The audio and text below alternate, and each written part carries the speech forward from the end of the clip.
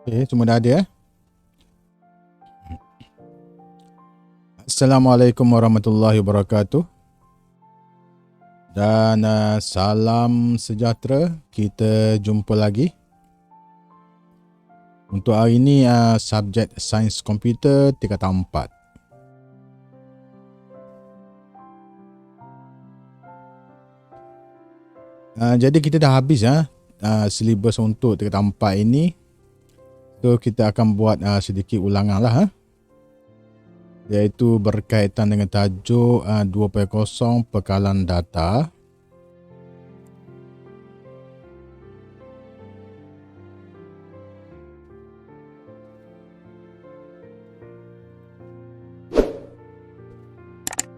Jadi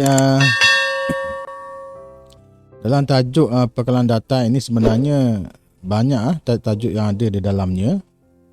Okey. Jadi kita akan ulang semula tajuk ni sebab dalam tajuk ini ada kaitan dengan kerja projek yang akan kamu buat nanti ya.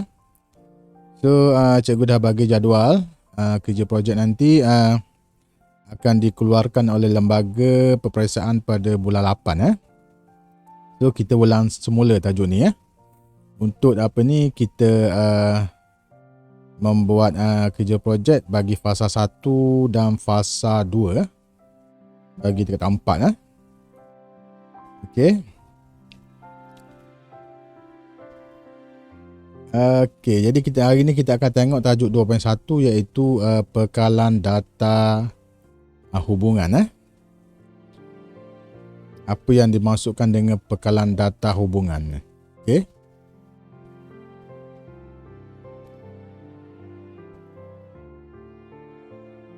Tempat 2.1 pekalan data hubungan.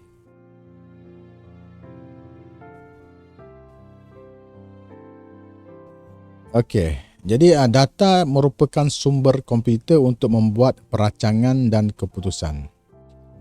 Jadi komputer dia memerlukan data, dan bila kita sebut pekalan data maksudnya semua data-data akan disimpan pada suatu tempat.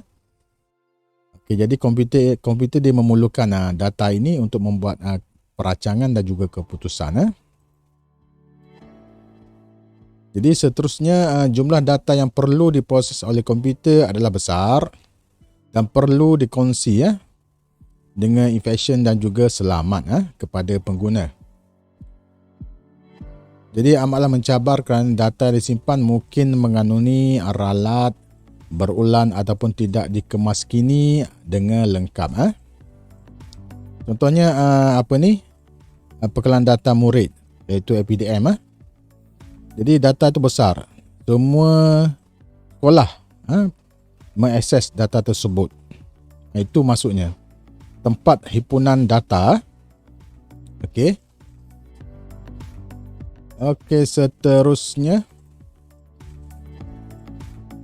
Apa itu pengertian data? Apa itu data? Okey, jadi data ini merupakan himpunan data mentah ataupun himpunan fakta mentah mengenai sesuatu benda, kejadian, orang atau entiti. Jadi nanti kita akan belajar, kita akan masuk apa yang dimasukkan dengan entiti selepas tajuk ni lah. Okey. Data boleh terdiri daripada perkataan, angka atau gambar. Boleh menjadi fakta bermakna atau tidak sehingga fakta itu diproses. Jadi bila data ini diproses, dia akan menghasilkan maklumat yang berguna. Okey, contoh data. Markah ujian bulanan. Jadi markah ujian bulanan hanya angka, hanya nombor saja yang dimasukkan. Dia belum diproses. Itu yang dimasukkan dengan fakta ataupun data mentah mengenai sesuatu benda, kejadian, orang ataupun entiti. Jadi bila data itu diproses barulah dapat dikeluarkan sebagai maklumat. Okey, seterusnya pengertian maklumat pula. Apa itu yang dimasukkan dengan maklumat? Okey, maklumat merupakan hasil daripada pengumpulan, pemprosesan dan juga penanalisasan data. Data tadi dia mentah, bila kita proses data tersebut dia akan menjadi maklumat. Dia maklumat menjadi lebih bermakna dan mudah difahami, contohnya purata markah. Data tadi contohnya markah bulanan, kita ngumpul dia data mentah. Jadi bila kita proses data tersebut dia akan menjadi maklumat, contohnya purata markah. Okey, boleh kaitkan data dengan maklumat. Ini baru basic, baru pengenalan. Okey, hubungan antara data dan maklumat, apa hubungan dia? Okey, contoh. Ini contoh data. Jadi data ni banyak, dia himpunan data tu banyak. Kita kutip, kita simpan dan kita proses. Bila kita proses data tersebut, dia akan mengeluarkan maklumat. Ini hubungan antara data dan maklumat. Jadi data itu perlu kita proses untuk kita menghasilkan maklumat yang bermakna. Okey. Okey, kita ada evolusi pengurusan data. Jadi dulu sebelum konsep pengolahan data ini diperkenalkan, data dalam sistem berkomputer disimpan dengan menggunakan sistem file. Okey, mula-mula data ini kita simpan dalam sistem file dulu-dulu. Contohnya kalau kita pergi ke hospital ataupun kita pergi ke klinik, kita akan dapat lihat ada banyak rak. Rak, lepas tu ada file disimpan. Itu sebelum konsep pengolahan data ini diperkenalkan. Data itu disimpan secara manual. Disimpan, dimasukkan dalam file, disusun mengikut huruf abjad ABC. Lepas tu diletakkan pada rak. Itu yang dimasukkan dengan menggunakan sistem file biasa. Okey. Seterusnya, jadi untuk menjadikan pengurusan data yang lebih cekat dan efisien, diperkenalkan teknologi teknologi komputer digunakan. Okey, untuk memudahkan proses penyimpanan, pengeluaran dan pengemaskinian data. Okey. Jadi selepas komputer diperkenalkan, data-data tersebut dalam file, dalam sistem yang lama, dalam sistem file itu dipindahkan ke dalam komputer, dimasukkan ke dalam komputer untuk proses penyimpanan, pengeluaran dan juga pengemaskinian data. Ini evolusi ini contoh dia. Yang pertama, evolusi data ini, pengurusan data ini. Yang pertama, sistem pemprosesan manual. Buat secara manual, tulis. Lepas tu disimpan dalam file, simpan dalam file, dalam rak, dan seterusnya disimpan dalam satu sistem bakalan data. Ini proses evolusi dia. Okey. Okey, kita tengok dulu cara pengenalannya, apa yang dimasukkan dengan bakalan data hubungan. Jadi untuk sistem pemprosesan manual yang mula-mula tadi, dia tidak melibatkan komputer, tulis saja dengan pen, dengan pensil, dan tenaga manusia kita perlukan untuk mengendalikan data. Jadi banyaklah, banyak kita perlukan tenaga manusia untuk menulis data-data dan disimpan. Sebab kita guna cara manual. Ini yang dulu. Okey, data yang telah diproses dimasukkan ke dalam file dan kabinet. Penuh kabinet dalam bilik tu untuk dimasukkan file. Mengikut aturan tertentu. Mungkin mengikut abjad, mengikut nama kad pengenalan dan sebagainya lah. Okey. Jadi ni kita boleh lihat jika kita pergi ke hospital dulu. Mungkin awak tak sempat nak tengok benda ni. Cikgu dulu masa pergi hospital penuh kabinet. Nak cari nama kita disusun dalam kabinet dalam bentuk file. Jadi kelemahannya pemprosesan manual ini, kita perlukan banyak tenaga buruh, ruang yang besar, dan pemprosesan data dan simpanan dan pencarian yang agak lambat apabila data semakin bertambah. Jadi nak cari satu file tu dia lambat sebab data kita banyak. Okey. Dan kita perlukan ruang yang besar untuk simpan file tu dan juga ramai pekerja diperlukan untuk menguruskan sistem pemprosesan manual ini.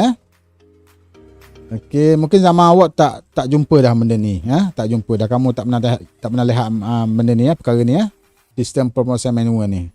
Masa cikgu dulu, cikgu sempat lagi, cikgu sempat lagi tengok.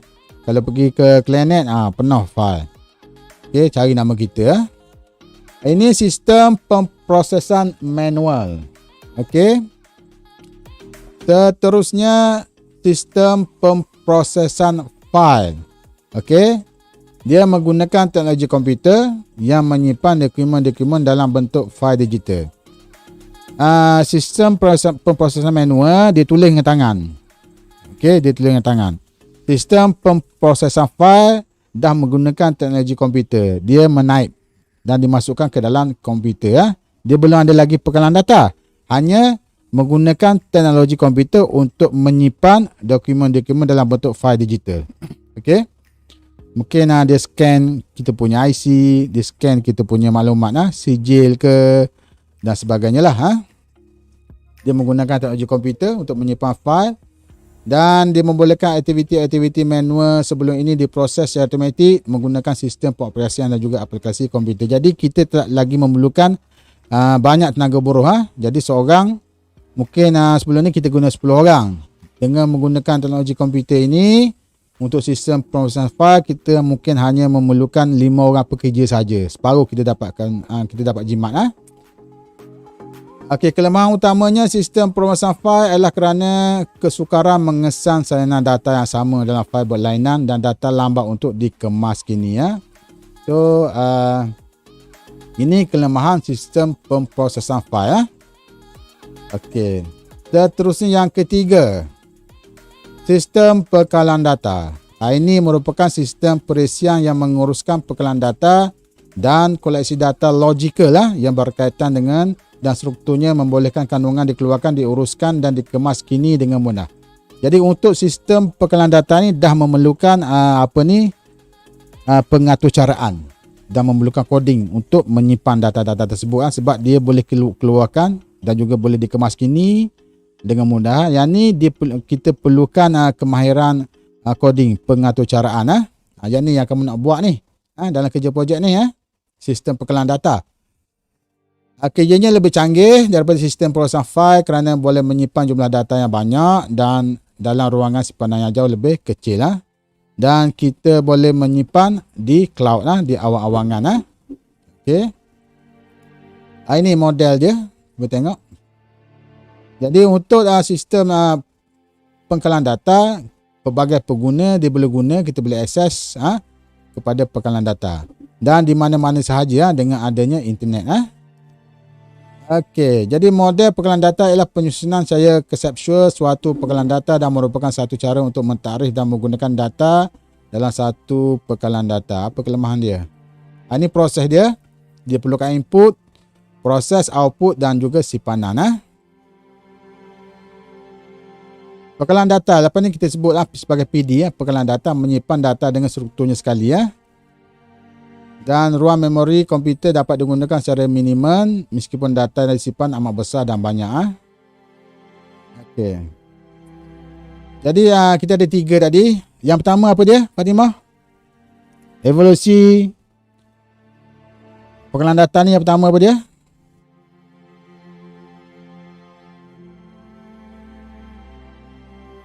Sistem pemprosesan manual. Apa kelemahan sistem pemprosesan manual? Apa kelemahan dia?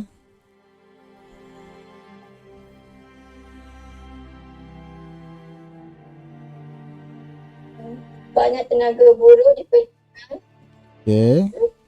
Untuk pemprosesan dan simpanan dan pencarian yang agak lambat bila data semakin bertambah. Okey. Yang kedua, Afiq, apa dia? Evolusi. Yang kedua, kita guna apa? Sistem pemprosesan fail. Okey, apa kelemahan dia? Kesukaran mengesan salinan data yang sama dalam fail berlainan dan data lambat untuk dikemas kini. Okey, Nazim, yang ketiga apa dia? Sistem pengkalan data. Apa itu sistem pengkalan data? Canggih daripada sistem pemprosesan fail kerana boleh menyimpan jumlah data yang banyak dalam ruang simpanan yang jauh lebih kecil. Okey okey, itu sahaja pengenalan untuk pengkalan data. Okey. So di sini awak kena ingat 3 poin tadi, iaitu evolusi pengkalan data. Yang pertama sistem pemrosesan manual. Apa lagi tadi? Yang 3 dia kena ingat yang 3 ni je lah. Kita jaga buka balik.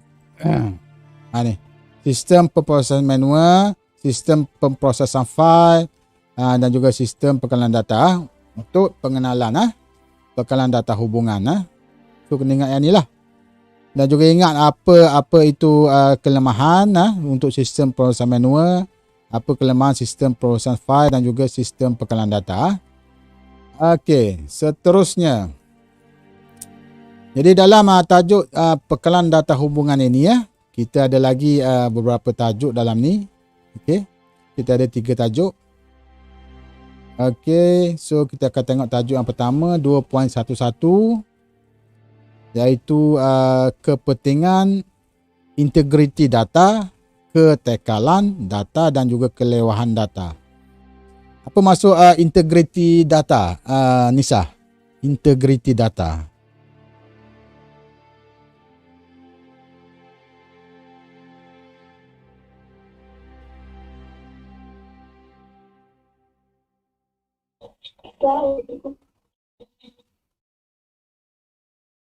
Tak dengar Nisa. Line awak tak molek ke ni? Line slow Integrity. Apa maksud integrity? Integrity. Maksud apa? Apa yang maksudkan dengan integrity?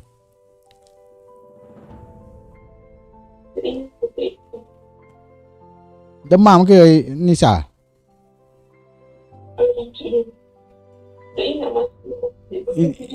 Integrity.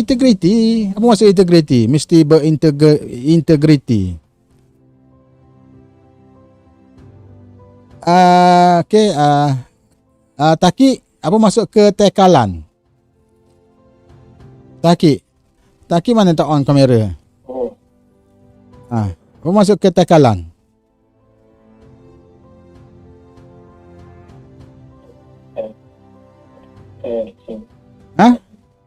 Apa dia? Tempat. Orang takik cakap. Kita apalah kelewahan. Kita ada 3 ni. Integriti, ketekalan data dan kelewahan data. Nazim, apa maksud kelewahan? Perpindahan data yang muncul daripada salinan data yang berulang tapi di lokasi yang berlainan. Berlaku pertindihan. Okey, jadi yang ni tajuk ni agak popular untuk dikeluarkan dalam SPM. Jadi kena ambil perhatian tajuk ni Apa itu integriti data, apa itu tekalan data dan juga kelewahan data. Kena ambil tajuk ni. Kita dah belajar tajuk ni Okey, 2.11 kepentingan integriti data, ketekalan data dan juga kelewahan data. Jadi dalam pengekalan data, dia merupakan koleksi data. Koleksi maksudnya banyak data disimpan di situ Dia disimpan dalam satu format piawaian standard. Masuk piawaian standard ni maksudnya dia sama, satu dunia dia sama saja format dia. Dan kita boleh, sesiapa saja boleh akses perisian mana-mana pun boleh akses sebab dia ada format piawaian dia standard di seluruh dunia. Dan juga direka khusus supaya mampu untuk berkongsi data dengan banyak pengguna secara efisien. Dan dia juga direka untuk supaya data tersebut boleh dikongsi, dicapai oleh pengguna yang ramai secara efisien. Okey, sebab tu cikgu nak guna SQL Cikgu kita akan guna SQL nanti untuk pengekalan data ini Okey. Seterusnya, jadi format piawaian inilah yang membolehkan data itu disimpan dan dicapai kembali daripada mana-mana perkakasan ataupun sistem maklumat. Okey. Seterusnya,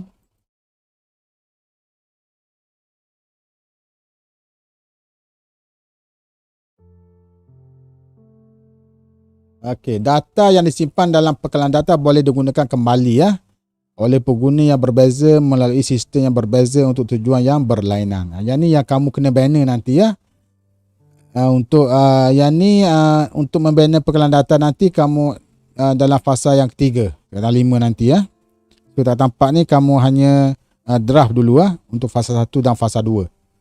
Okey. Jadi simpanan data dalam pekalan data adalah efisien kerana format dan struktur data hubungan dikhususkan untuk simpanan sistematik dan juga capaian pantas secara fleksibel. Kita perlukan data yang baik untuk menghasilkan maklumat yang bermakna. Okey. Jadi kita ada 3 tadi ciri-ciri simpanan data. Yang pertama mesti integriti. Nisa, integriti. Maksud apa? Integriti. Dan kesahan data. Keboleh percayaan kan, dan kesahan data, integriti. Yang kedua, ketekalan. Afiq, apa maksud Afiq? Ketekalan. Konsisten Ko- ataupun keseragaman data yang Keseragaman. Okey dan kelewahan tadi nak mengelakkan berlaku pertindihan Jadi 3 ni ciri-ciri simpanan data ni perlu ingatlah. Agak popular untuk dikeluarkan dalam SPM ni soalan untuk SPM Jadi kita tengok satu-satu. Okey. Yang pertama integriti data. Maksudnya perlu ada kesempurnaan. Perlu ada ketepatan dan juga perlu ada kesahan data serta merujuk kepada ketepatan data yang sah melalui keseluruhan kita hayat data. Contohnya kamu isi borang untuk pendapatan keluarga kamu kan, ayah kamu. Jadi perlu ada kesahan situ. Jadi kamu perlu tunjukkan kalau ada slip gaji Kalau ada slip gaji perlu dapatkan pengesahan daripada kedua kampung contohnya. Jadi itu yang masukkan kesahan data itu mesti sah. Okey, dan mesti tepat Okey. Seterusnya, jadi untuk kita pastikan data tersebut dia ada integriti, jadi kita perlukan input yang tepat dan mematuhi peraturan yang telah kita tetapkan Okey. Ini contoh integriti data. Contohnya jadual mempunyai sekurang-kurangnya satu atribut. Data yang unik untuk setiap rekod Contohnya nombor murid mesti unik. Atribut kita belajar lagi. Fatimah. Apa itu atribut? Sebelum atribut kita ada entity. Daripada entity ni kita bina atribut lepas ni kita belajar lepas ni Okey, kita ada integrity entity. Maksudnya daripada integrity entity yang kita bina tersebut, kita mesti ada sekurang-kurangnya satu atribut data yang unik Di mana atribut data yang unik ini kita akan jadikan dia sebagai pemeriki kunci utama. Contohnya atribut yang unik, contohnya nombor kad pengenalan dia tidak ada ulangan Jadi setiap orang mempunyai satu nombor kad pengenalan kan, tak sama Itu yang dia masukkan dengan atribut data yang unik Okey, integriti rujukan. Maksudnya rekod-rekod dalam jadual yang berbeza boleh kita hubungkan. Kita ada hubungan antara entiti nanti untuk berkongsi atribut data yang sama. Okey, kita ada kekunci utama, kita ada kekunci asing. Nanti dia boleh menghubungkan antara entiti dengan entiti Itu yang dimasukkan dengan integriti rujukan Integriti domain. Maksudnya atribut-atribut dalam data jadual mestilah betul dan berasaskan suatu domain masalah. Jadi dia boleh selesaikan pada satu masalah yang sama Okey, ini yang dimasukkan dengan integriti. Jadi kepentingan integriti data, yang pertama kita nak elak data daripada korup. Yang kedua, data yang terubah tidak sengaja. Okey, data yang terubah secara tidak sengaja. Kita tak mahu data korup itu elak perubahan tidak sengaja kepada maklumat. Jadi kita perlukan integriti data. Jadi data tidak boleh kita nak ubah, tidak boleh berubah dengan sendiri kita tak mahu dalam sistem kita. Jadi itu ada masukkan dengan integriti data. Okey, contoh, jika seorang murid didaftarkan dengan nombor pendaftaran murid 1, 2, 3, 16, pekalan data sepatutnya tidak membenarkan pendaftaran murid lain dengan nombor pendaftaran yang sama. Jadi tidak boleh ada pendaftaran yang sama berulang Jadi untuk katakan untuk 1, 2, 3/16 ini ialah untuk Fatimah. Okey. 1, 2, 4/16 itu adalah pendaftaran untuk Nisa. Jadi dia mesti berlainan Dia tidak boleh berulang Untuk satu nombor untuk beberapa orang tak boleh Ini yang kita nak integriti. kepercayaan. Okey, ni contoh situasi integriti data yang tidak dipenuhi. Contohnya, tengok ada nama berulang. Nombor pendaftaran 1, 2, 3, 16 ada 2 nama. Jadi ini tidak ada integriti. Okey, datanya berulang. Jadi integriti data memastikan tiada nombor pendaftaran yang sama didaftarkan untuk murid yang berbeza. Jadi ini perlu kamu fikirkanlah nanti semasa kamu buat kerja projek nanti yang mana kamu patut jadikan pemeriki. Okey, yang mana kamu patutkan jadikan kukuci asing untuk mengelakkan daripada tidak boleh percayaan data tersebut. Okey.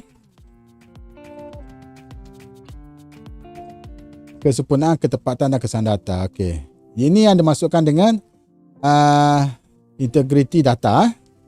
Yang kedua, ketekalan data. Dapat setengah jam lagi baru lagi ni. Ketekalan data.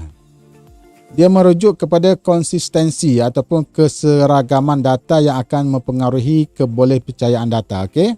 Itu yang dimasukkan dengan ketekalan. Dia ada keseragaman data.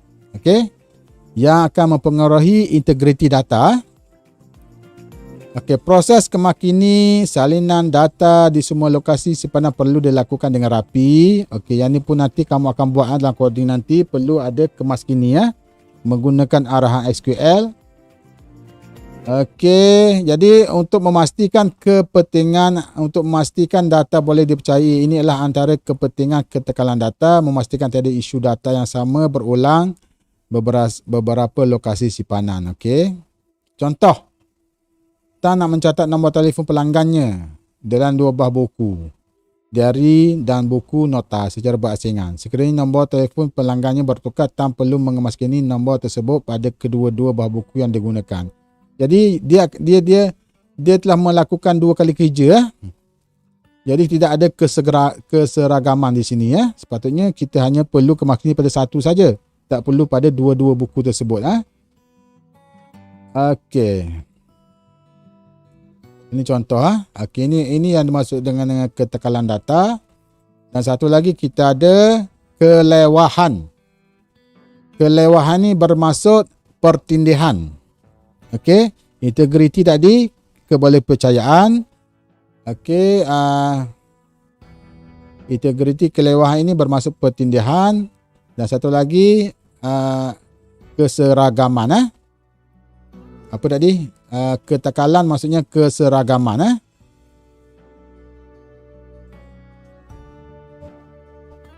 Kita jalan ni kejap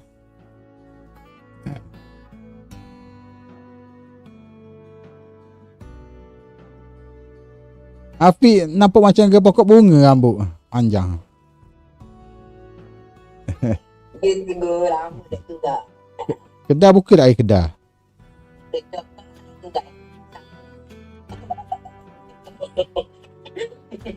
Macam pokok bonsai cikgu.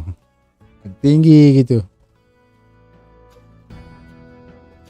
Okey, kita tengok semula. Okey, Afiq, integriti masuk apa tadi? Integriti masuk apa? Afiq. Kesempurnaan. Kebolehpercayaan kesempurnaan. Ketekalan masuk apa? Keseragaman. Kelewahan masuk apa?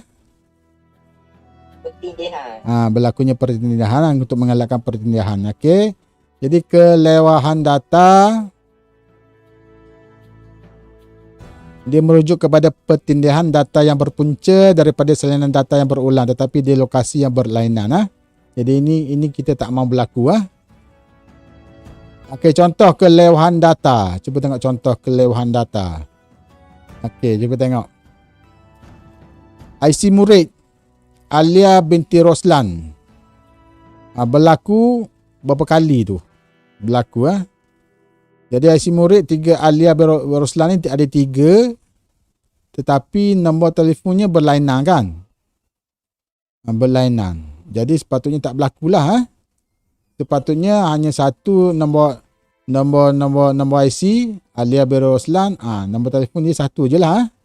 Kita tak mahu berlaku pertindihan Okey. Jadi kesan jika kelewahan tidak diatasi, data akan menjadi korup. Kelewahan menggunakan lebihan sumber simpanan komputer. Jadi kita perlukan banyak simpanan komputer kerana data yang sama saja kita simpan. Kemaskinan data yang lewah memakan banyak masa dan tidak menyeluruh, dan pekalan data menjadi kurang efisien. Tujuan kita untuk mengelakkan kelewahan, yang pertama kita nak mengelak data menjadi korup. Yang kedua kita nak elak data jadi tidak efisien. Yang ketiga, kita nak mengelakkan pertambahan saiz pekalan data yang tidak perlu. Dan yang keempat, untuk kita elak data yang tidak konsisten. Okey, ini yang dia masukkan dengan 3 tadi. Integriti, ketekalan dan juga kelewahan. Jadi yang ni kena ingatlah, sebab dia agak popular untuk dikeluarkan dalam soalan SPM. Okey, seterusnya. Okey, dah habis tajuk ni. Jom kita ada baru setengah jam ni. Kita ada 2 lagi tajuk untuk ni, model-model pekalan data.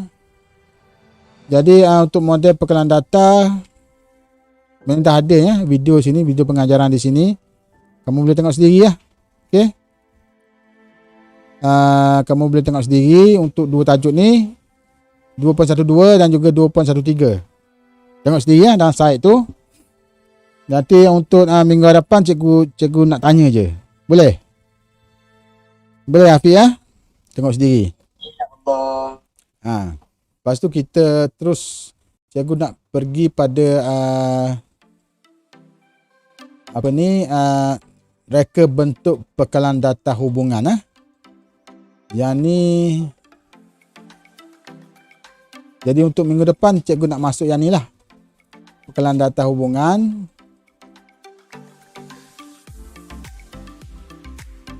Dan ni ada banyak tajuk ni, ada 6 tajuk. Kita cuba habiskan yang ni untuk minggu depan. Ada yang ni apa ni,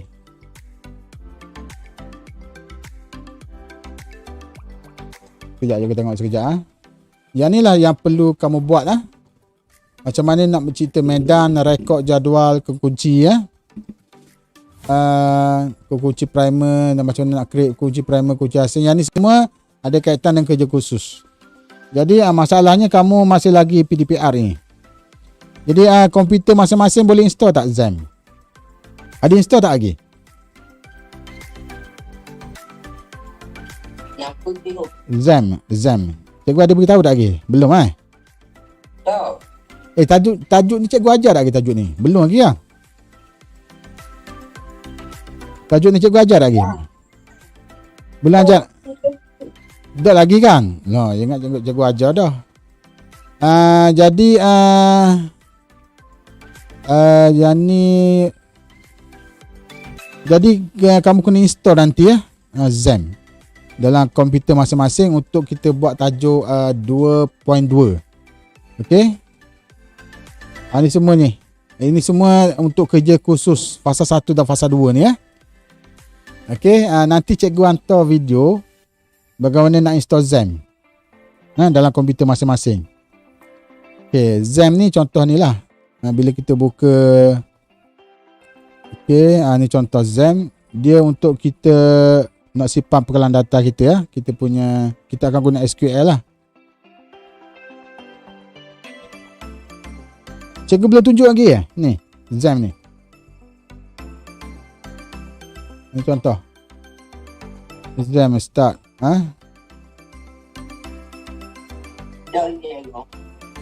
Okey, tak apa, nanti cikgu habiskan YouTube dulu Cikgu habiskan YouTube dulu sekejap, nanti cikgu tunjuk sekejap. Okey, jadi dah habis tajuk ni 2.11. Okey, so kita akan jumpa lagi untuk minggu hadapan untuk tajuk yang seterusnya. Sekian, terima kasih. Ya.